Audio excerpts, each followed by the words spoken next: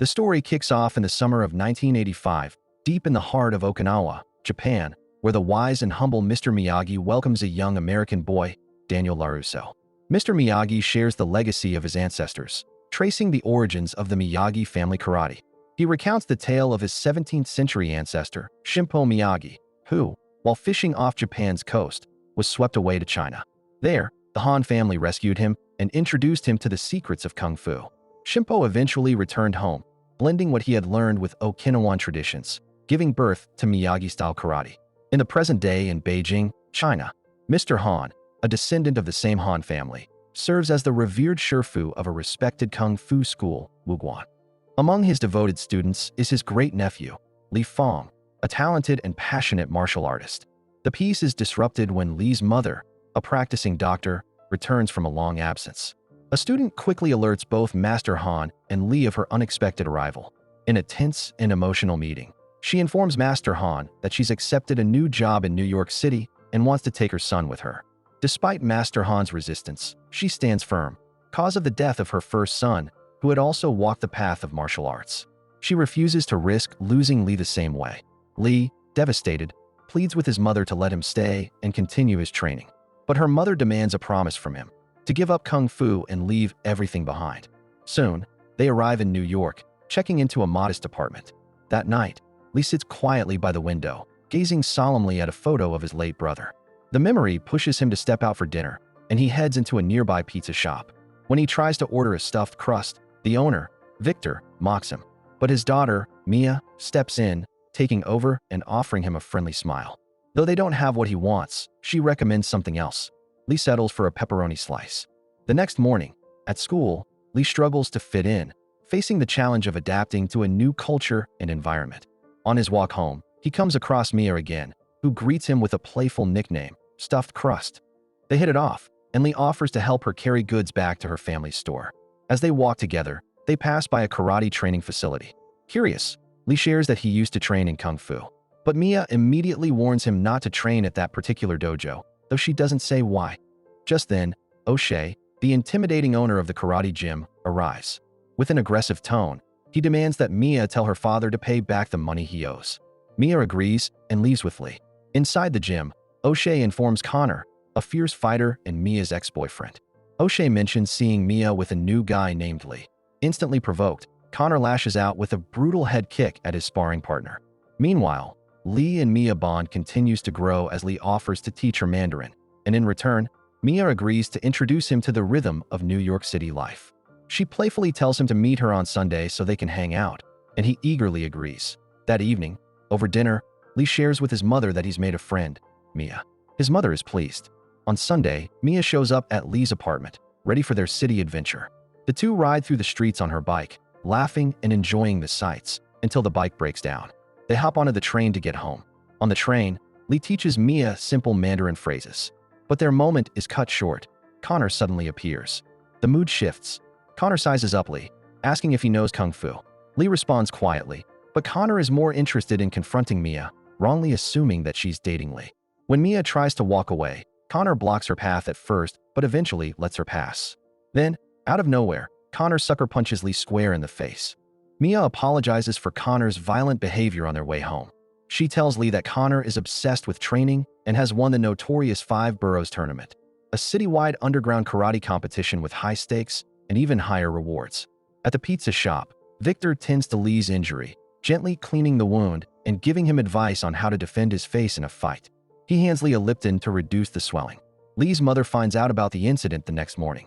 Disappointed, she reminds him of their promise, no more fighting.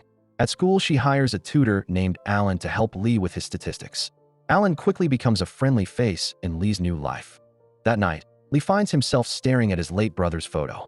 A flashback stirs, his brother trying to teach him the dragon kick, a powerful move Li had never mastered.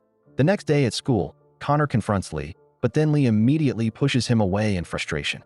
Connor dominates, knocking Li to the ground. With a surge of will, Li attempts the dragon kick on Connor, but Connor anticipates the move, dodges, and strikes him down again. Immediately, school officials rush in and separate them. As Li walks home, he comes across a poster for the upcoming 5 Boroughs tournament, but he takes it.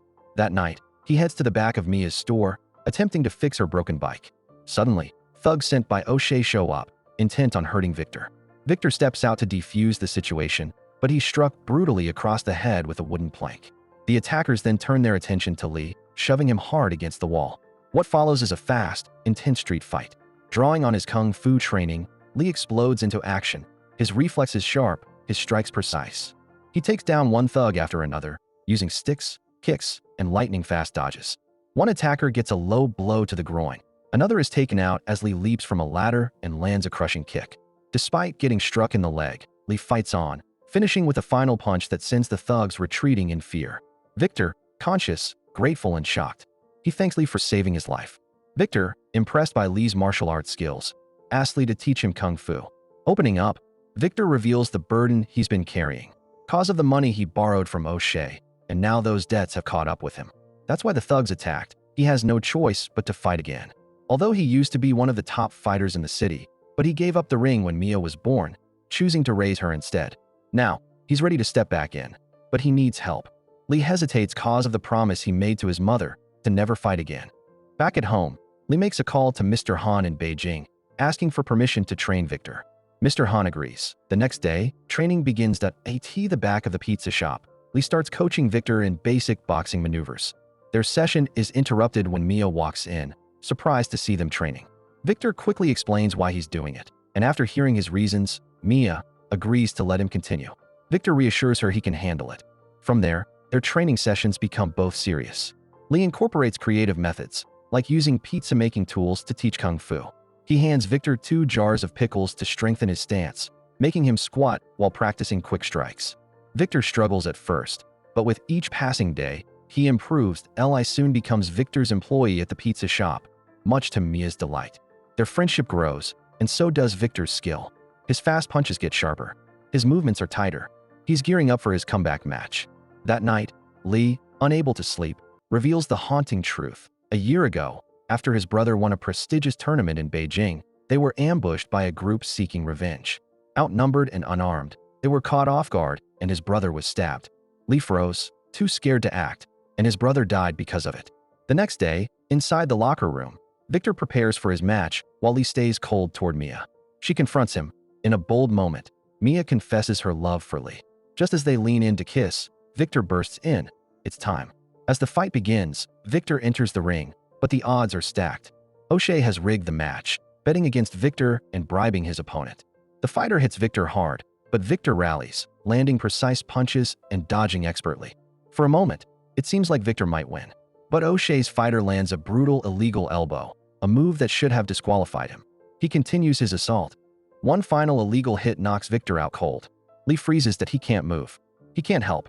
Victor is rushed to the hospital, and Lee's paralysis in that moment costs him everything. Mia, heartbroken and disappointed, walks away from Lee. At the hospital, Lee's mother expresses her deep disappointment for Lee's involvement in fighting again. Victor remains in the hospital. Lee doesn't visit. He crashes into a deep silence, isolating himself in his room, ignoring Mr. Han's calls, sinking under the weight of shame and regret. Then, one eerie day, Lee comes home, and something is off. The house is silent. Suddenly, Lee is attacked. He fights back on instinct, only to realize he's facing none other than Mr. Han. It was a test. Suddenly, Lee's mother walks through the door, and they pretend not to be fighting. Later that evening at dinner, Lee's mother questions Mr. Han about why he's shown up in New York. He calmly replies that he simply came to visit them. Later, in Lee's room, Mr. Han finds the Boroughs tournament poster Lee threw away. He reassures Lee that everything will be okay. Then, in a powerful gesture of support, he takes Lee to visit Victor in the hospital. Mia sees Lee and immediately leaves in anger. Lee apologizes to Victor for not being there, but Victor forgives him, revealing that he's done with boxing for good. Mr. Han, however, isn't ready to give up on Victor or Lee. He promises they'll find a way to help him, together. With only 10 days until the tournament, Mr. Han tells Lee it's time. He's going to fight, and he's going to win. Driven by purpose, Mr. Han makes a trip to visit an old friend, Mr. Miyagi. Though Miyagi has passed on, Mr. Han finds Daniel, Miyagi's student, and asks for his help to train Lee. Daniel agrees to board a flight to New York to join them during the training section. Back in the city, Alan offers Lee something perfect: his rooftop garden, a peaceful space above the chaos of the city for Lee's training. The next morning, Mr. Han wakes Lee early. It's time to begin intense training. Day by day, they drill the fundamentals: jacket off, jacket on, footwork, timing, and fast reaction. Lee struggles to master the dragon kick and the pressure to prove himself. Meanwhile, Connor trains relentlessly, preparing for the same goal, the finals. Soon, Daniel arrives and joins the training, offering guidance and wisdom from his own journey. Together, Mr. Han and Daniel shape Lee into a balanced fighter, teaching him not just technique and heart behind true martial arts. Lee, however, is still torn. Mia hasn't responded to any of his messages. Alan hatches a plan. He orders pizza just to bring her face to face with Lee again. That evening, Lee and Mia talk. He opens up about the tournament. She begs him not to fight, but Lee insists he's fighting not for revenge, but to protect what matters. They reconcile. Then comes the tournament. The 5 Boroughs tournament begins. Its rules clear. Body shots earns 1 point. Head kicks earn 2. In the opening rounds, Lee dominates, winning his first match and advancing to the quarterfinals. He pushes through, winning his second and third matches with precise strikes. Connor also smashes his way through the bracket, knocking out his fourth opponent with a clean head kick, securing his place in the finals. Soon, Lee wins his semifinal, and the climactic showdown is set: Lee versus Connor. Suddenly, some thugs comes to attack Lee and sabotage Lee's chances before the finals. They never reach him. Mr. Han and Daniel step in, defending Lee with swift, coordinated strikes, fending off the attackers in an exhilarating brawl. The final match is announced, set atop a skyscraper rooftop in Midtown Manhattan under the city lights. The winner will walk away with $50,000. During a final training session, Lee once again attempts the dragon kick. Daniel asks if he plans to use it against Connor. Lee admits he tried once, but Connor dodged it. That's when Mr. Han and Daniel unveil a new strategy, an evolved version of the dragon kick. One designed not to land directly, but to bait the opponent into a counterattack, which Lee can then dodge and reverse. To master it, Lee must pull off the move in an unconventional place, using the pay-pass gate as his challenge. He tries, but fails, slamming his head in the process. Later that night, Daniel gifts Lee a scarf from the Miyagi family. Returning to the train station, Lee finally perfects the new dragon kick, mastering the feint, the dodge, and the counter. He's ready. At last, the final day arrives. Lee and Connor are set to face off in the ultimate showdown, an 8-point match. Lee's mother visits him in the dressing room. She wraps him in a warm embrace, telling him she's proud and that she'll be there, no matter what. The moment is heartfelt, a powerful shift from doubt to support. Lee walks toward the rooftop ring, his mind focused. The fight begins. Connor strikes fast and brutal, scoring 2 quick points. He follows up with a punishing leg kick, then sweeps Lee off his feet and lands another blow, racking up 4 points while the crowd roars. But Lee doesn't fold. With sharp precision, Lee counters and knocks Connor to the ground, finally earning his first point. He builds momentum, landing a clean head kick. Now the match is tied, 4-4. The crowd feels the shift. The energy changes.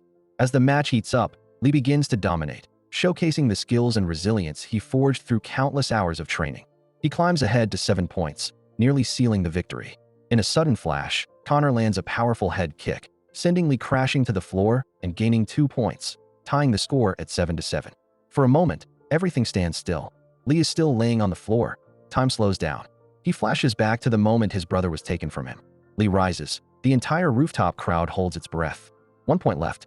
One final strike to determine everything. Lee charges forward, unleashing a fury of kicks, but Connor anticipates it. Lee executes the adapted dragon kick, sliding under Connor's attack, then springs up with a devastating reverse kick, striking clean, elegant, and final point 8 points. Connor stumbles, defeated, but instead of gloating, Connor lashes out in a post-match sneak attack. Lee swiftly punches him to the floor, and then he offers Connor respect, earning Connor's in return. The rivalry ends with understanding. Mia runs to Lee, and they kiss, as the city celebrates not just a win, but a journey of growth. Victor opens a second pizzeria, stronger and more hopeful than ever. Mr. Han returns to China, his heart at peace, knowing Lee has found his own way. In Los Angeles, Daniel receives a surprise delivery, a frozen pizza from Lee, along with a heartfelt note and photo as a thank you gift. The movie ends. Thank you for watching. Be sure to like and subscribe.